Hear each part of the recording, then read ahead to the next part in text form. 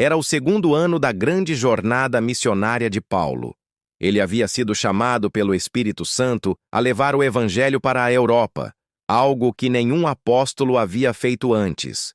Guiado por visões, sonhos e uma direção sobrenatural, Paulo, junto com seus companheiros Silas, Timóteo e Lucas, cruzou o mar Egeu e chegou à Macedônia, a primeira província romana na Europa.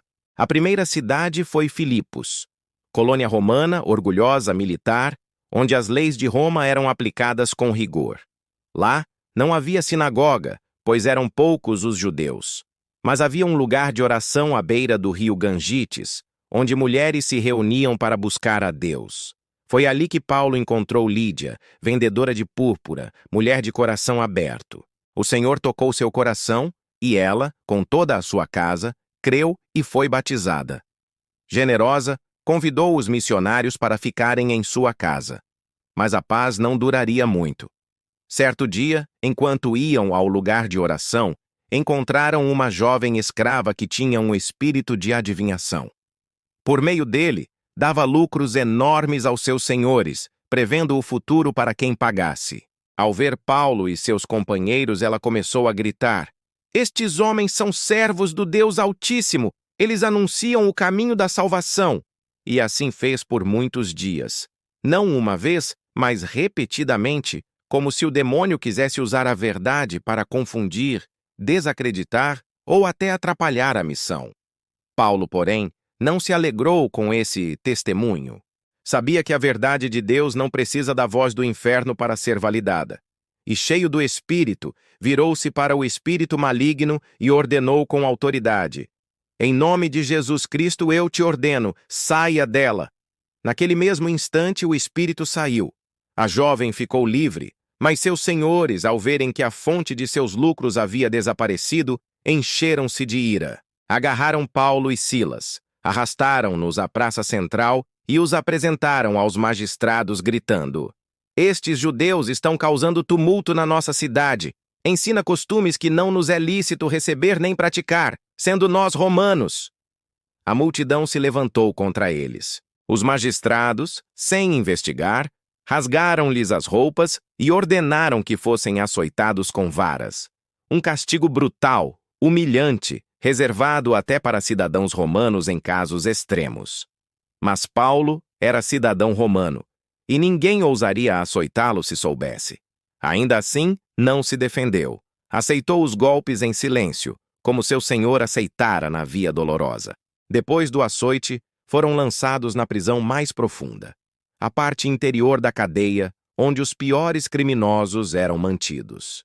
O carcereiro, temendo que fugissem, prendeu os pés deles num tronco de madeira, um instrumento de tortura que forçava as pernas numa posição agonizante. Era noite. A cela era úmida, escura, fedorenta. Sangue escorria das costas de Paulo. Silas gemia de dor. Fora, os sons da cidade se calavam. Dentro, só o eco de correntes e o gotejar da água no chão de pedra. Qualquer um teria desesperado. Teria amaldiçoado os injustos. Teria clamado por vingança. Mas Paulo e Silas oraram. Não com murmuração, não com queixas, mas com vozes elevadas, em meio à dor, em meio à injustiça, em meio à escuridão. E não só oraram, cantaram louvores a Deus. Imaginem, 2 homens feridos, acorrentados, jogados como lixo. E no coração da noite, suas vozes se erguem em adoração. Não cantavam por estarem livres, cantavam porque sabiam quem era Deus. E algo extraordinário aconteceu. De repente, um terremoto violento sacudiu os alicerces da prisão. As portas das celas se abriram. As correntes de todos os presos se soltaram. Mas ninguém fugiu. Por quê? Porque algo maior do que o medo do carcereiro ou o desejo de liberdade enchera aquele lugar. A presença de Deus. O carcereiro, despertado pelo tremor, viu as portas abertas e pensou: "Os presos fugiram!" Sabia que pela lei romana seria executado no lugar deles. Desesperado, sacou a espada para se matar. Mas Paulo gritou com autoridade: "Não te faças nenhum mal, todos estamos aqui." O carcereiro, tremendo, acendeu uma tocha e correu para dentro. Lançou-se aos pés de Paulo e Silas e perguntou com lágrimas: Senhores, que é necessário que eu faça para me salvar? Eles não disseram: primeiro nos solte. Não disseram: pague por nos prender. Disseram apenas: crê no Senhor Jesus Cristo e serás salvo, tu e tua casa. Naquela noite, o carcereiro os levou para sua casa. Lavou-lhes as feridas, gesto de humildade e arrependimento. Ouviu a palavra do Senhor e, com toda a sua família, creu e foi batizado. Depois colocou comida diante deles e alegrou-se com toda a sua casa, crendo em Deus. Enquanto isso, ao amanhecer, os magistrados enviaram oficiais para dizer ao carcereiro: solte esses homens.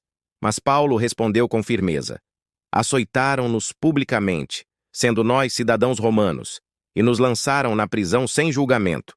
E agora querem nos lançar fora secretamente? Não.